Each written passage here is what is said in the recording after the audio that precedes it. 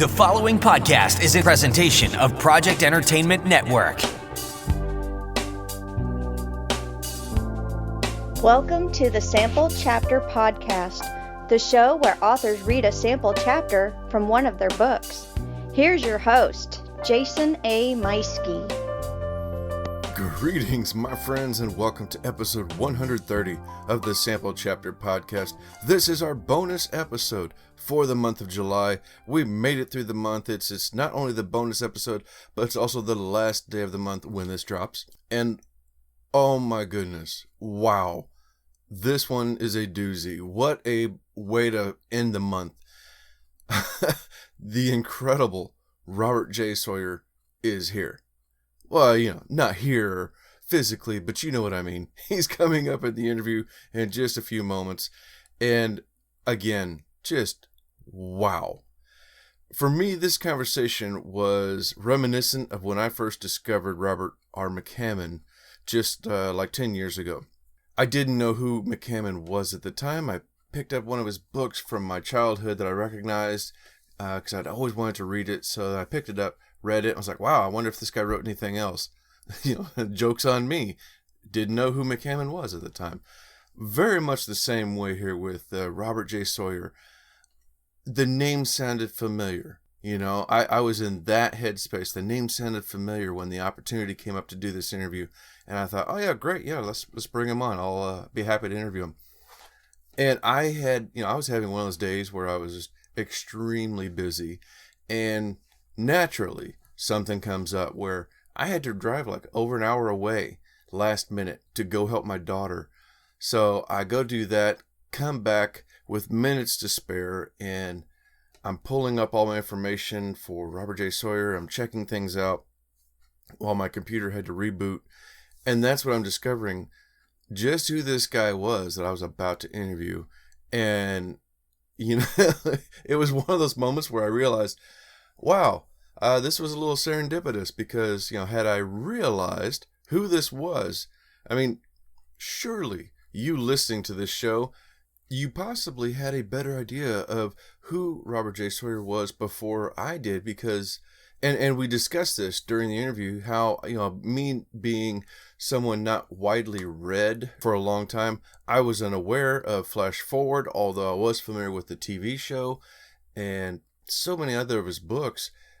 So, of course, once I started to see these books that I've heard of, the TV show, all these things that I realized, oh, wait, I am aware of this person.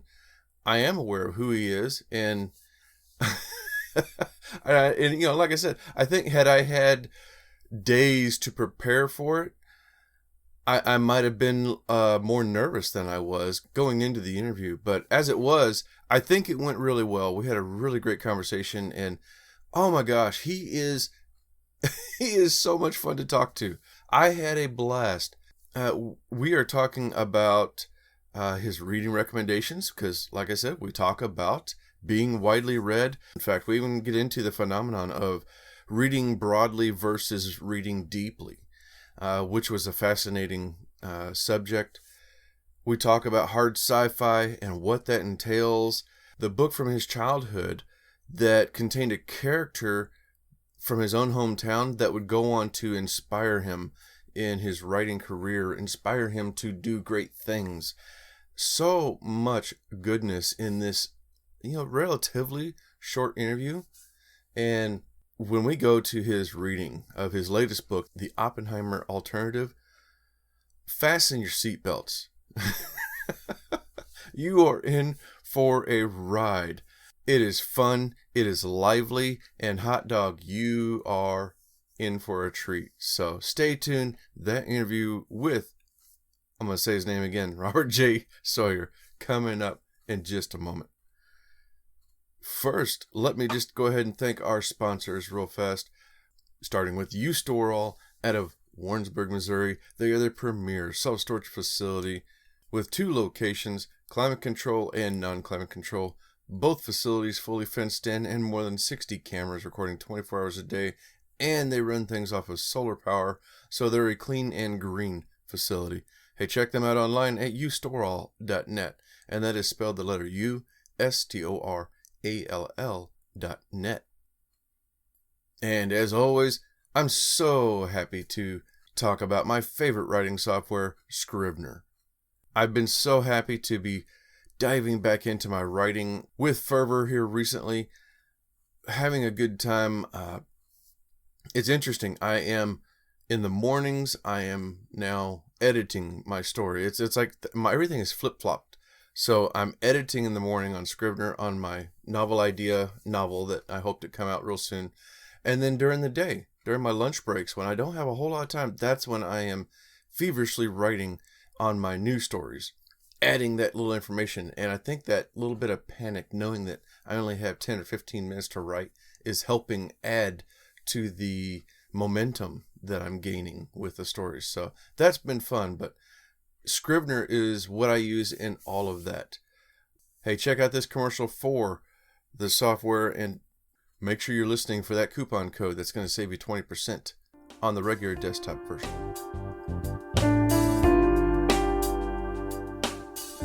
Jason here. Hey, I wanted to take a moment and tell you about my favorite writing tool, Scrivener. Now, I know you've heard about Scrivener because their writing software has been embraced by hundreds of thousands of other writers like you and I, from the novice to best-selling novelists. The reason we all use it is because of Scrivener's core concept to bring all the writing tools you use together in a single application. And with tools like automatic backup, character maps, project goals, and let's not forget that amazing corkboard, you can see why I use Scrivener every day. As a bonus for Sample Chapter podcast listeners, use code CHAPTER for 20% off your desktop version. Scrivener writing software, built by writers for writers. And now I want to hop on over and thank our podcast networks that we are a part of, starting with Pop Goes the Culture Network. They have at least half a dozen other shows on the network, starting like The Amazing Nerd Show, Fanatics and the Fan, and The Way Awesome Show, and more, including their flagship show, Pop Goes the Culture podcast. Hey, make sure you click the link in the show notes so that you can get on over and find out more. And it's not just podcasts, but as a network itself, they have blogs, they have all kinds of articles, everything pop culture related that you could be looking for. It's there, so check it out by clicking that link in the show notes. I also want to thank my second network that we've been a part of and having a great time with, which is Project Entertainment Network, with more than 30 shows, around 35 shows now. Shows like Your New Opinion, The Armcast Dead Sexy Podcast, Hard at Work, Hash Time with Duncan, Hobbies Include Writing, Matters of Faith, Monster Attack, and so many more, including my own show, the Sample Chapter Podcast, all within that 35 show range, many topics, just like this one that you're about to hear an incredible ad for. You don't have to find an interdimensional saloon to have a pint of alien beer with me, Chrissy Garrison. Just tune into my Alien Beer podcast each Thursday, and I'll share my speculative fiction stories with you. And every other week, I'll be serving up a new installment in my science fiction serial, The Multiverse Blues. Meanwhile, catch up with me at sillyhatbooks.com/podcast. See you there. Yes, indeed. That's another one of those incredible shows at Project Entertainment. One that you gotta go in and check out. So click the link in the show notes so you can find out more about that. Hey, while I'm talking about podcasts, I do want to take a moment. This has kind of popped up on me, and this July has gotten away, and I realize this is the last day of the month.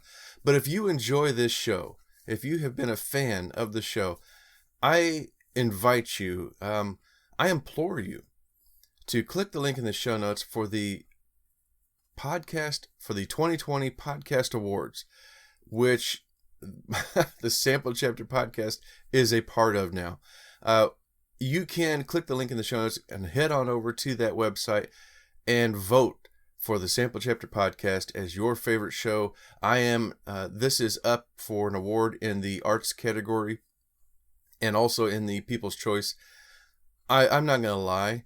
I have, in my wildest dreams, I have a chance. I really don't think that that's possible. I'm sure there's plenty of other shows out there, but that are, do much better than this does. But, this is the little show that could. This is the show that puts the focus on authors of all type, whether they're brand new and this is their first book, or there's somebody like Robert J Sawyer who has had an incredible career.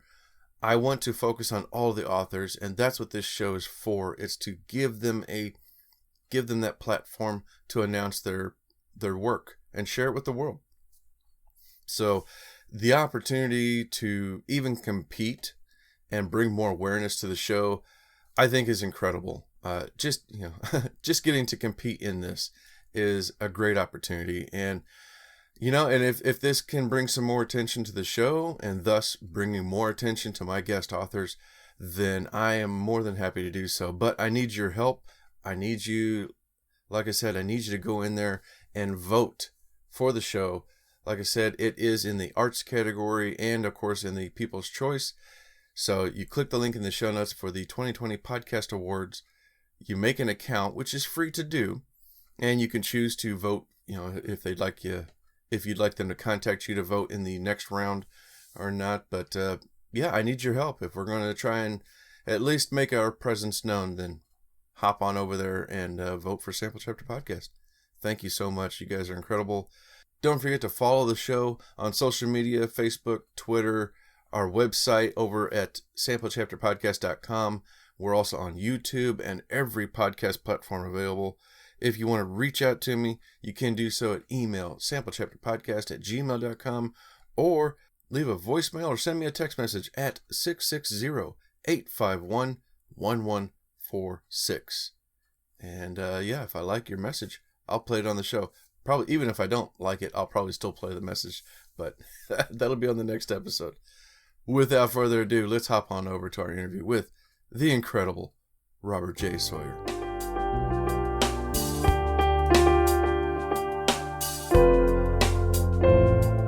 Ladies and gentlemen all over the world, welcome to a very exciting new episode of the Sample Chapter Podcast. This week's guest really needs no introduction. He is one of only 8 writers ever to win all 3 of the world's top awards for Best Science Fiction Novel of the Year, the Hugo, the Nebula, and the John W. Campbell Memorial Award. He also has won the Robert A. Heinlein Award, Edward A. Smith Memorial, the Hal Clement Memorial. It goes on and on and on. His novel Flash Forward was even the basis for the ABC TV series of the same name.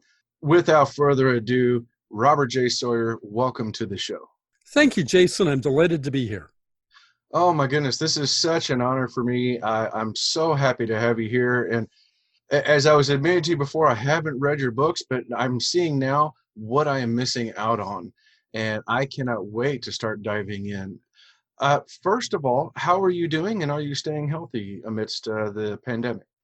Yeah, I'm doing fine, actually. And I don't mean to minimize anybody else's unfortunate circumstances. I have a number of friends who have lost people who have died to COVID-19. I'm painfully aware of how bad this pandemic is. But for me personally, things have been fine. Now, as you know, Jason, I have a new book out. Well, I would normally have been on book tour for most of the month of June promoting it. Bookstores, literary festivals, science fiction conventions, science fiction being my genre, but all of those disappeared. They couldn't take place this year. So I'm melancholy about the closing of so many doors, but I have to say I travel so much normally year after year after year, being forced to stay home, not because I have the disease, just because there's nowhere to go, and catching up on my own reading for pleasure has been, very, very congenial. I'm doing just fine. Thank you for asking. Oh, that's wonderful. Now, and that's something that I don't think we really realize how much a productive writer like yourself really gets the free time to read recreationally like you do. Have you read anything interesting lately that really speaks? Yes, actually, and it was entirely on a whim.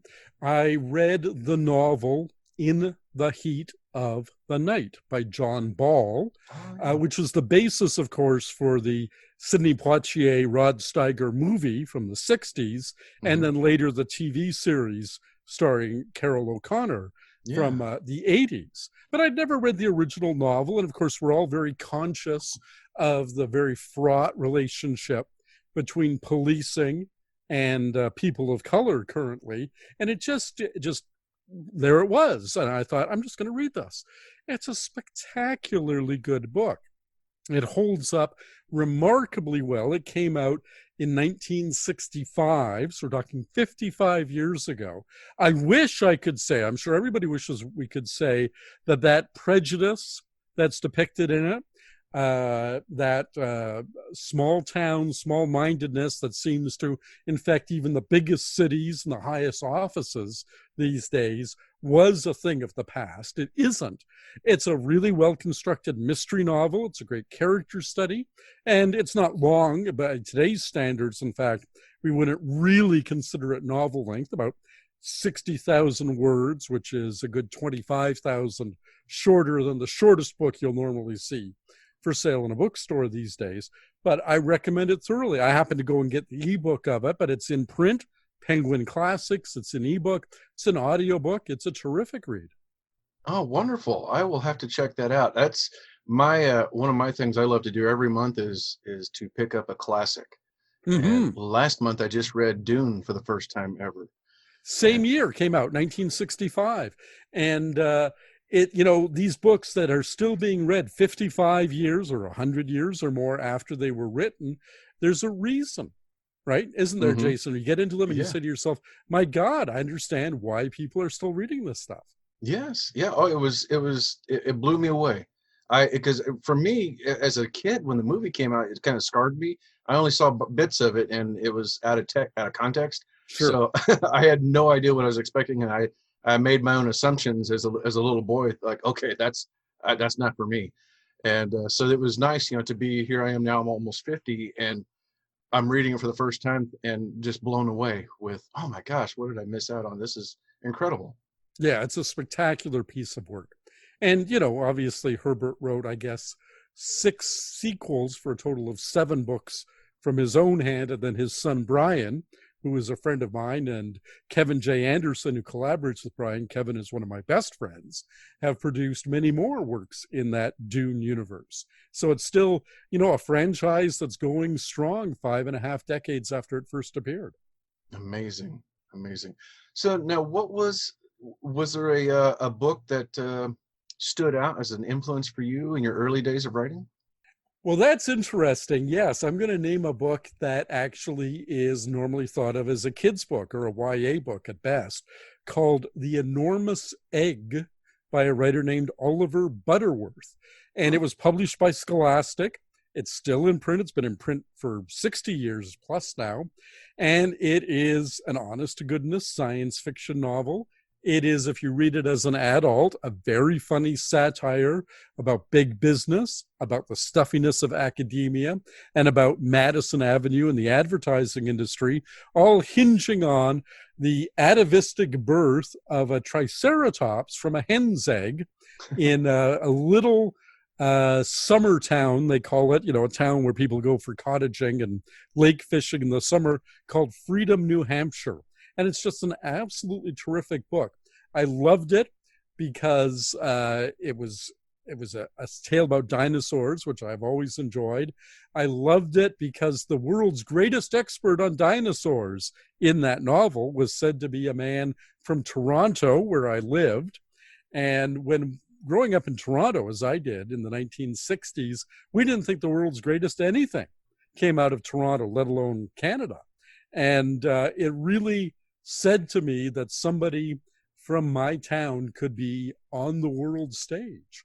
And so I never looked back when people said, you'll never make it as a Canadian, as a Toronto guy writing science fiction. That's for the big boys in the United States. Well, that novel, The Enormous Egg, had my role model in it, in that Professor Morrison, the world's greatest expert on dinosaurs from Toronto. It's amazing when you look back, and like for myself, I feel like I'm early in my writing career, still early in my reading career, even because I had like so many books, only so many books I read repeatedly growing up, and now that I'm been widening it in the last half decade, and I'm discovering like Heimline and some of these others, and then realizing, wow, here's this incredible science fiction mind that was from right here in Missouri where I am, and discovering, such a world, an open world, amazing world like this is. But it's interesting what you said about reading a limited number of books, but rereading them. It's a phenomenon really of the last 70 years or so for people to have access to cheap books. That's about the lifetime that the paperback has existed, 70, maybe 80 years. And prior to that, most people's reading lives would be lucky if they had a couple of dozen books in their house growing up, and they would reread, whether it was Dickens, whether it was the Bronte sisters, whoever it was, they would read and reread and reread. And in some ways, yes, reading broadly is a wonderful way to learn to become a writer. But reading deeply by going back over and over again and looking at a text and saying, okay, I know how it turns out. Oh, now I'm seeing how they set it up so it'll turn out that way, is also extremely instructive. And that going back and rereading a text is something that very few new writers bother with anymore. They're always hungry for some new experience instead of saying, now let's go back and really dig into this one a second, a third, a fourth time. So I don't decry your literary education to this point, but I'm glad you've discovered Heinlein and Frank Herbert and all the other fine people whose names start with the letter H. Well, that's very nice. Hemingway, I hear he's good. Hemingway. That name sounds familiar. I've heard that somewhere. Right. That's right. Speaking of which, of course, at Toronto, where I live, he used to write for the Toronto Star newspaper back in his journalist days. So we have quite an affection for him up here. Oh, my goodness. Wow. See, and that's one of the things I love about doing this show is speaking to authors, either brand new or experienced like yourself. And every time, though, I'm still learning something new. Cool. And this is amazing. This is such an enriching experience for me here. Just having the conversation that we're having so far, and we haven't even really dove into your books or anything.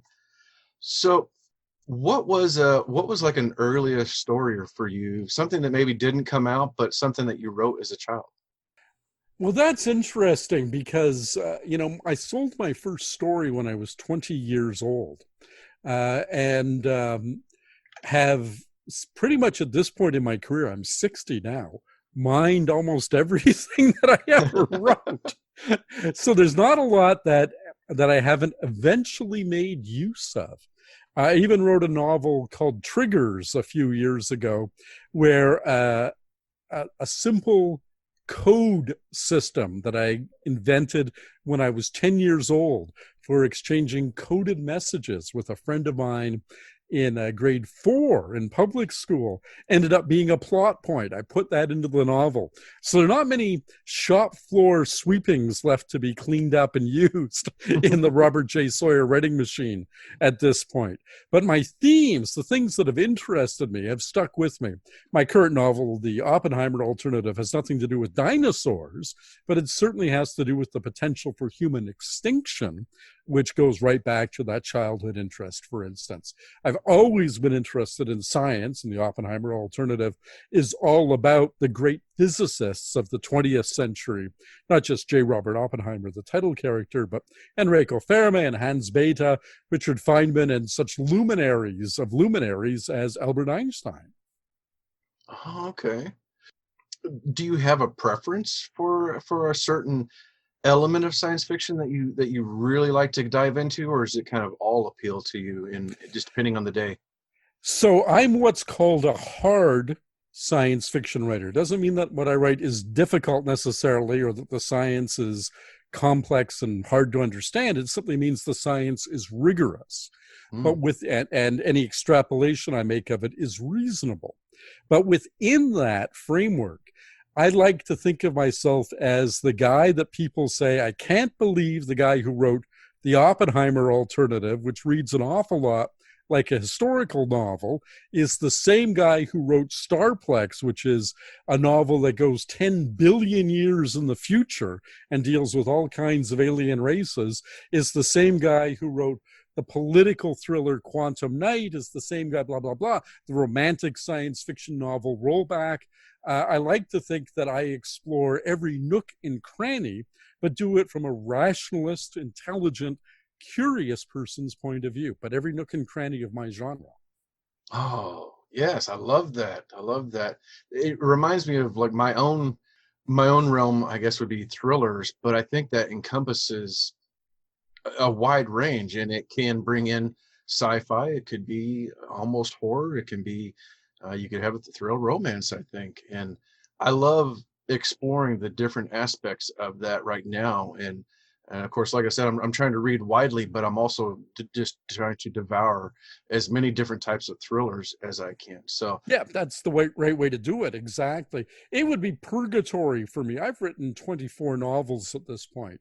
It would be purgatory for me to write anything that was similar to anything that I'd written previously. I got into this with the old Star Trek mantra to explore strange new worlds. I have zero interest in revisiting tired old ones. mhm. Yeah. So now, do you have a character in your history that was particularly difficult to get a hold of? Oh, it is the title character in the current book, J. Robert Oppenheimer. He was difficult to get a hold of for a few reasons. The first was that he really was a very, very difficult man. He he'd been diagnosed with schizophrenia. He was probably, given the time he lived in, a closeted homosexual trying to live a heterosexual life, and that tore at him. He was an absolute genius, one of the brightest men who certainly has ever lived, and he was incredibly self-destructive. So that was a very hard character to write about just because of who he was. But then there was also the fact that no matter how much research I did about him, and I did tons, I would never be the world's foremost expert on J. Robert Oppenheimer. There are historians who devoted careers to studying Oppenheimer. And I had to make sure, unlike any character that I'd ever made up, and every previous book I've ever written, the previous 23 novels, all of the principal characters were entirely products of my imagination. In this case, Oppenheimer wasn't, nor was Einstein or Bohr or Teller or any of the other characters in my book. And I had to do an enormous amount of research so that those who either had studied them in depth as historians or their living children or grandchildren would recognize and say, yeah, you captured them. And what's been so gratifying for me is to have people like one of Edward Teller's grad students or Martin Sherwin, who co-wrote the Pulitzer Prize winning biography of Oppenheimer, American Prometheus, praise my book, The Oppenheimer Alternative. But it was an extraordinarily hard character to write. And, I like to think of myself as a bright guy. But when you're writing people who are brighter than yourself, that's a lot harder than writing people who are stupider than yourself, right? Yeah. Most of the time, you're writing average Joes. I like to think that most successful writers are pretty high up on the IQ scale. You have to be. Right? You have to be a keen observer. You have to have a fluency with the language that most people don't have. But when you're writing a book where the entire cast practically is genius level, when many of them, either at the time that you're writing about or subsequent to the period that I'm writing about, went on to win Nobel Prizes, you've got to realize that you're writing something that's, almost definitionally impossible to conceive. I can easily conceive of what it would be like to be stupider than I am. Some days you just feel that. You wake up and you never quite, heard this phrase, you got up on the wrong side of the bed. Nothing is quite gelling in your mind. That's easy to conceptualize.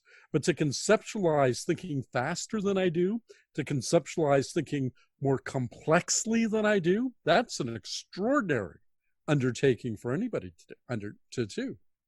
Oh my goodness. Yeah, absolutely. I can almost imagine that would be very similar to writing almost I want to say an alien species or somebody that's just completely alien to you. You're exactly right. Now, I come at this, although the Oppenheimer Alternative is an alternative history novel. You can read it if you're a historical novel buff, but I come to it with the toolkit of a science fiction writer, which I do think very directly influenced my ability to portray minds that are different from, and in some cases, many cases, on an order of intellectual capacity greater than my own. And your average historical fiction writer, all due credit to them, does not have that skill set. But having written extraterrestrials professionally, my first story came out 40 years ago, my first novel 30 years ago. Having done it professionally for decades, I'm pretty good at making it believable for the reader that they're reading about a kind of cognition that they themselves are not capable of. Wow. What was the draw and the genesis to creating the Oppenheimer Alternative? There were several, but the one I'll mention here is very straightforward. This is the 75th anniversary year of the dropping of the atomic bombs on Hiroshima and Nagasaki. Mm-hmm. August 6th will be the 75th of Hiroshima and August 9th of Nagasaki. And the last time a lot of revisiting of those issues occurred was 25 years ago for the 50th. The 50th anniversary, a lot of the principles were still alive, and there were a lot of people still grinding axes and, trying to shade it one way or the other. At this point, I think we finally have a certain amount of historical dispassionate distance to really assess what was good and what was evil about what we, the Allies, and Canada was one of the three partners in the atomic bomb project. Canada, Great Britain, and the United States were the three partners in the Manhattan Project. What my country, your country, and the Brits wrought on the rest of the world, it's time for a serious assessment of what that did. It gave us the Cold War. It gave us the fear of nuclear annihilation. But maybe it also gave us this stalemate that has led to peace for 75 years. Nobody has used an atomic weapon in 75 years against anybody else. They've been used in testing, but not against anybody else. So it seemed time for a reassessment. It just seemed that this book, the zeitgeist was right for it. And I know that I made the right choice because I'm seeing a number of other books. Nobody else has got a novel out, as far as I know, this year involving Oppenheimer. But just yesterday, Amazon delivered a poetry collection to be called The Manhattan Project, a collection of poems about the Manhattan Project by a Canadian poet. Chris Wallace, the Fox News correspondent, has a new nonfiction book out called Countdown, 1945, that deals with the last 100-odd days leading up to the dropping of the bomb on Hiroshima. So it's definitely was in the zeitgeist to do this reassessment, and I'm glad I'm the only one to do it fictionally at this juncture. My goodness. It sounds incredible.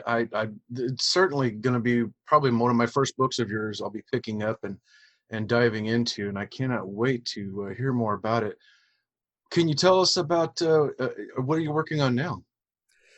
I have been enjoying my leisure since the book came out on June 2nd. I have been in negotiation. I just had a note today from my agent on a big project that will conceptually deal with, in a science fictional metaphor, the way our world has changed because of COVID-19 and how we will never go back to the way things were before, not only just the COVID-19 crisis, but also the incredible wave of social awareness around Black Lives Matter, around trans rights and so forth, that it happens to have coincided with this year of 2020. And my agent thinks we will close the deal next week, and I'll start work on that. But at least I've got one more weekend to just kick back, sit on my favorite easy chair or out on my balcony and enjoy a lovely book and a nice cool drink.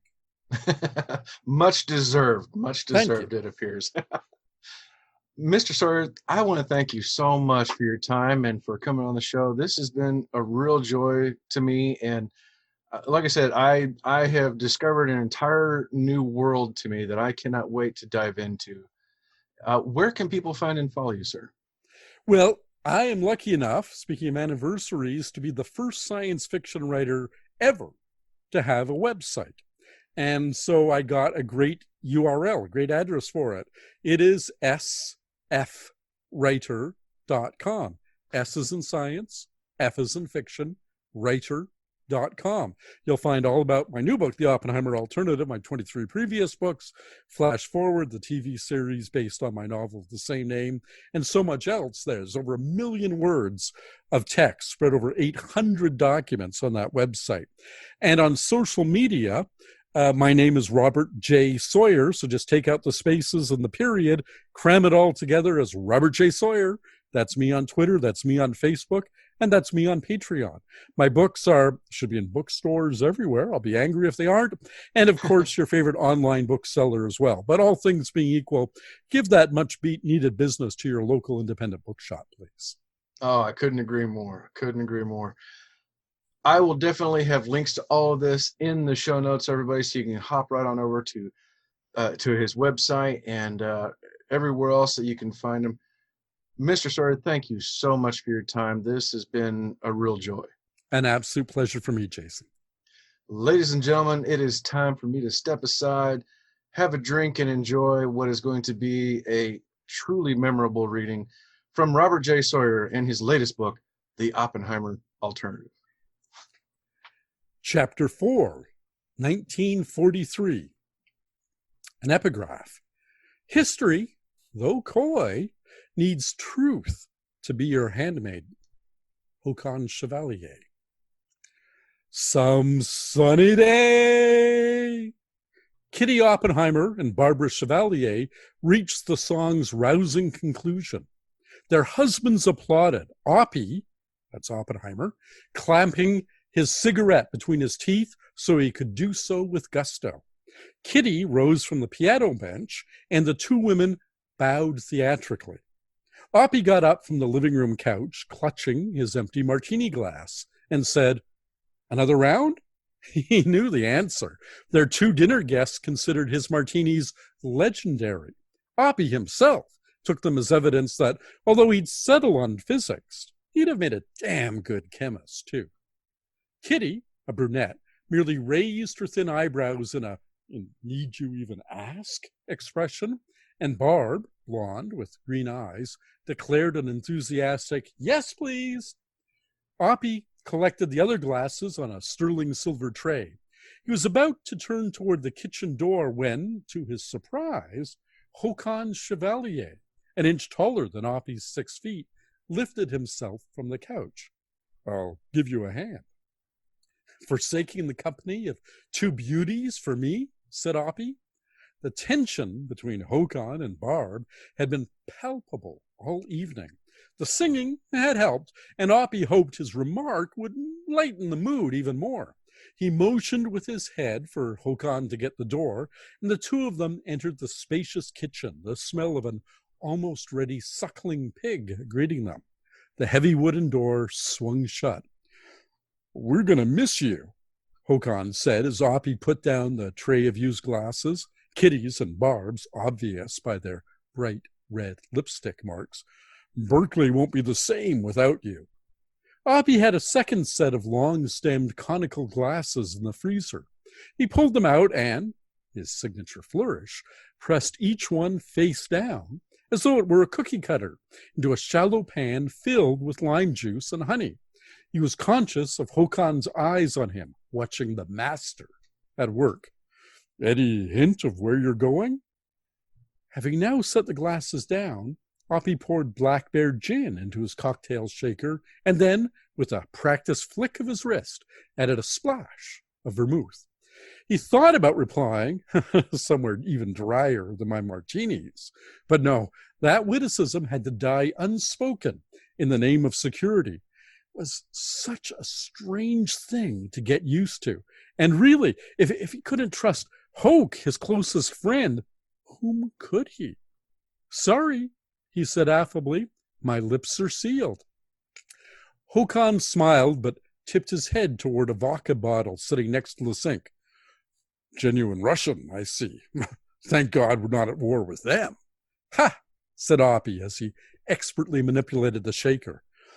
Speaking of the Russians, Robert, do you know George Eltonton? Eltonton was a chemical engineer at Shell Development. Was Håkon taking a dig at Eltonton's communist leanings? That wouldn't be in character. Hoke was as red as anyone. Not well, Oppie replied, apportioning his potent mixture among the 4 glasses.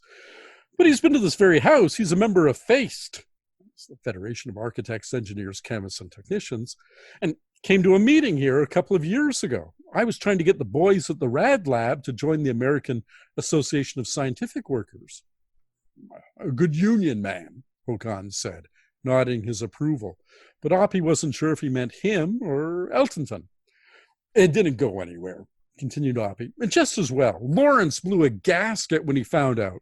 Wanted me to give him the names of those who'd been at the meeting. Naturally, I refused. Commendable, said Håkon. Anyway, it's good to know you know George. He and I move in some of the same circles, meaning, Oppie knew, the Communist Party. And a fellow at the Soviet consulate in San Francisco had a word with him. Yes, said Oppie, deploying olives now. Well, we're all on the same side, and since the Soviets, no, one is plenty. Well, the Soviets have gotten wind, I guess, of what's been going on at our university. You've never said, but everyone assumes it's of great importance. Oppie made no reply. And so George was wondering if, well, you know, in the spirit of openness, if you were so inclined, that if you wanted to, just, well, any technical information that might went to him could very discreetly find its way to your scientific colleagues in Russia. The wall clock ticked off seconds. Oppie kept his tone as even as he could. That's treason. Of course, said Chevalier. I just thought you'd want to know. I want nothing to do with anything like that. Håkon nodded and helped himself to one of the glasses. He took a sip. Perfect, as always. It's a scene change. In May 1943, Oppie, Kitty, and their son Peter, who had just entered the terrible twos, arrived at the place that would variously be called Site Y, the Hill, the Mesa, or, in commemoration of the poplar trees that abounded here, Los Alamos. Oppie knew this part of northern New Mexico well. He'd spent the summer of 1922 here, an 18-year-old kid in need of toughening up following a string of illnesses before entering Harvard that fall. He had learned to ride horses then, and ever since had been in love with the austere, feral countryside. He returned to this area with his younger brother Frank in the summer of 1928, leasing a rustic cabin made of halved tree trunks held together by adobe mortar, a cabin Robert continued to rent to this day. Upon first learning of its availability, he'd exclaimed, "Hot dog!" And the Spanish equivalent, perro caliente, had become the place's name. So, when General Leslie R. Groves and a few others had begun scouting a location for their secret atomic bomb lab, Oppie had led them to what he and the general quickly agreed was the perfect spot, a boys' ranch school situated atop the 2-mile-long Perarito Plateau, 7,300 feet above sea level. Groves acquired it by eminent domain, and Oppie snared for his family one of the 6 existing houses originally occupied by the school's masters on what came to be known as Bathtub Row. Other accommodations, rude and shoddy since they were only expected to last the duration of the war, were soon under construction. They would have only showers. General Groves could have claimed one of the Bathtub Row houses for himself, but he wouldn't normally be on the Mesa. His principal office was in the War Building in Washington, but he was there the day Robert chose the Oppenheimer abode. Very good, he said. I'd have picked that one too. The general paused, something he rarely did, then said, I got you a little housewarming present. He handed a small tin case, less than an inch wide, to Oppenheimer. Snuff? Said Oppie. General, no, not snuff. And then Groves made an odd sound, which Oppie supposed was his chuckle. I guess it's for snuffing, though, but he pointed at it. Open it up. Oppie dug a fingernail under the case's cover. It hinged back, revealing a small, brown, oval capsule surrounded by soft padding. Potassium cyanide, said Groves. You're to carry it with you until the war is over. And yes, before you ask, I've got one too. He patted a pocket. Everyone at the top levels is getting them.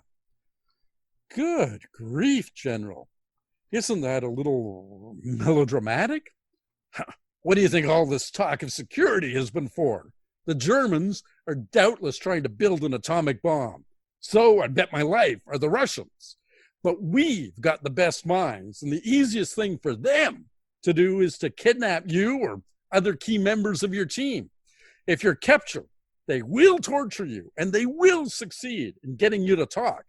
Unless you take that first. It's glass, covered in rubber, to help keep it from breaking accidentally. Don't swallow it, it'll go right through your system intact. Instead, chomp down on it. You'll be dead in a matter of minutes. Oppie looked at the capsule. It was only the size of a pea, but it reminded him of an apple from long ago. As Oppie would say, hot dog. That was an incredible reading. Didn't I tell you? Robert J. Sawyer reading a sample chapter from the Oppenheimer Alternative, his brand new alternate history book that came out in June. I have already added several of his books in my reading queue, and I know you're going to want to do the same. So click that link in the show notes for everything Robert J. Sawyer, and get yourself a few books for yourself. Don't forget to also click for our sponsors and podcast friends alike, and hit that subscribe button so you don't miss out next time when I'm back with a brand new author, a new book, and a brand new sample chapter. Take care, everybody. We'll see you next month.